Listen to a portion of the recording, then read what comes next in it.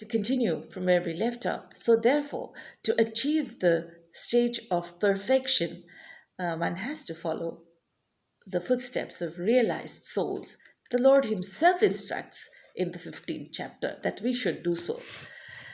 After that, as the Lord Himself says later, I have given you the instruction.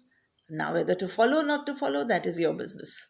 So, it is not a commandment. In fact, to Arjuna also, He doesn't give any commandments. He doesn't say you have to. He says, I've explained to you, this is this, this is this, this is this. After that, you take your decision.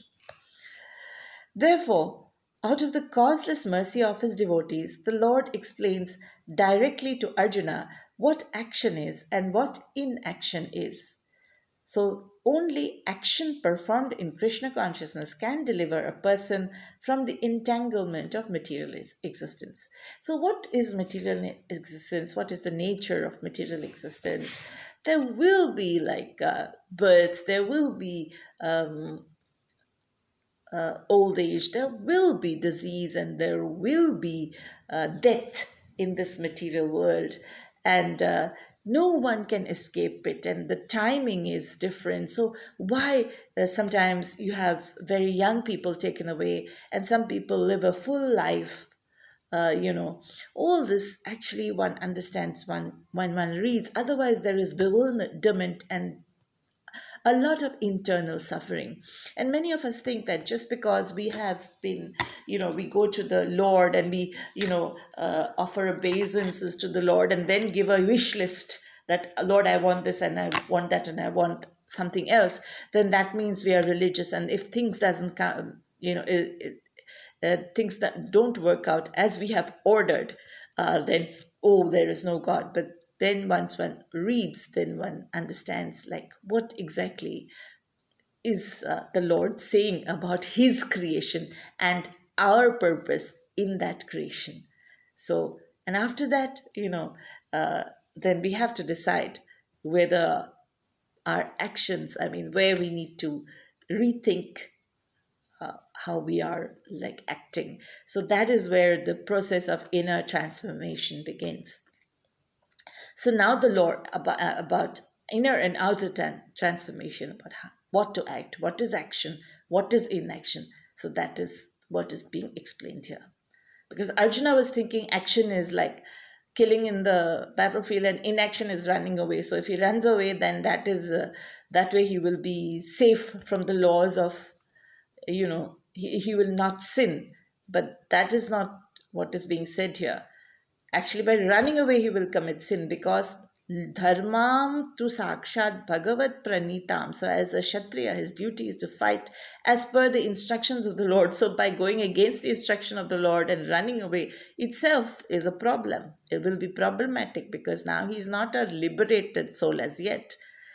So liberated is when the senses, the needs of the senses do not operate upon the person, and one understands the actual purpose of human existence, which is service to the Lord, or to do every action as a yajna, that is, as for the Lord, as instructed by the Lord. In the 17th, now we come to the 17th verse, which is Karmano hi api bodhavyam cha vikarmanaha akarmanascha bodhavyam gahana karmano gatihi. Translation: the intricacies of action are very hard to understand. Therefore, one should know properly what is action, what forbidden action is, and what inaction is. In the purport, Prabhupada explains that if one is serious about liberation from material bondage, one has to understand the distinction between action, inaction, and unauthorized actions. One has to apply oneself to such an analysis of action, reaction, and perverted action because it is a very difficult subject matter, Prabhupada writes. To understand Krishna consciousness and action according to its modes, one has to learn one's relationship with the Supreme. So this is the first requirement. Then, that is, one who has learned perfectly about this relationship knows that every living entity is actually an eternal servitor of the Lord, and that consequently one has to act in Krishna consciousness. The entire Bhagavad Gita is directed towards this conclusion. It is explained by Prabhupada. So, any other conclusion against the consciousness, against this consciousness, that is consciousness of the Lord, that we are servitors of the Lord, and therefore our activities must be as instructed by the Lord. If this is not done, then its attendant actions are actually vikarmas or prohibited actions. So, to understand all this, one has to associate with authorities in Krishna consciousness and learn the secret from them.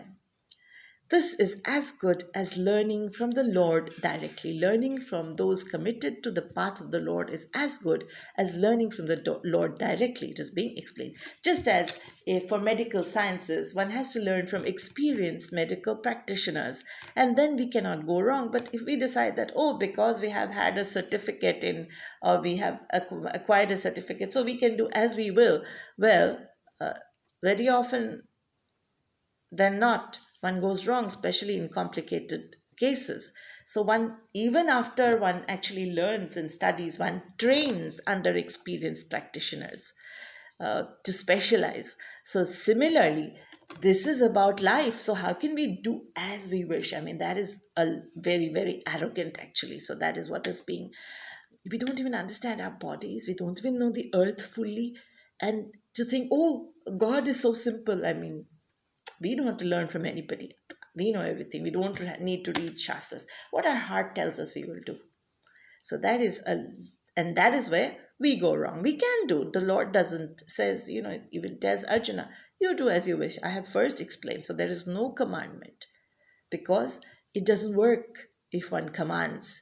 The realization has to come, and the realization can come. I mean, someone can tell you that poison is poison, so you don't take it, or otherwise you need to take the poison a little bit and then take the experience yourself. The choice is ours.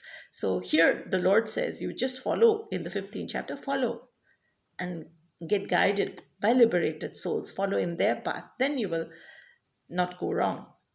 Otherwise, even the most intelligent persons will be bewildered. Wonder, I have been doing this so nicely, but why has this happened to me? So this bewilderment, like Arjuna himself is bewildered. I mean, what should I do? Should I fight? Should I not fight? I think I should run away. This reason. So I have to, that way. So that bewilderment is there. So now we come to what is Purijana Das has added to the purpose of Prabhupada. So actually, in this verse, Prabhupada has referred to the principle of vikarma or forbidden action to his presentation of karma and akarma in the previous verses. So the previous verses he had said, what is karma? Karma is acting according to Dharma Shastra, that is acting according to one's psychological aptitudes and attitudes in such a way that our physical needs, our mental needs, and our spiritual needs, most important, are very nicely balanced, harmonized, so that we actually do what is the purpose of human life and elevate towards that stage, which is the stage of Bhagavad Dharma. And akarma is that which does not entangle the action or the person who is doing that action in the laws of nature of the material world, and by which the influence of sattva, rajas, and tamas does not operate on one's consciousness, because one's consciousness has transcended that and connected fully with the Lord. So now the concept of vikarma has been added here. So what is karma, what is vikarma, what is akarma is being explained in detail by Purijana Das. So he's saying that what is karma? Karma refers to activities done according to Vedic injunctions. Such activities are generally referred to as karma kanda.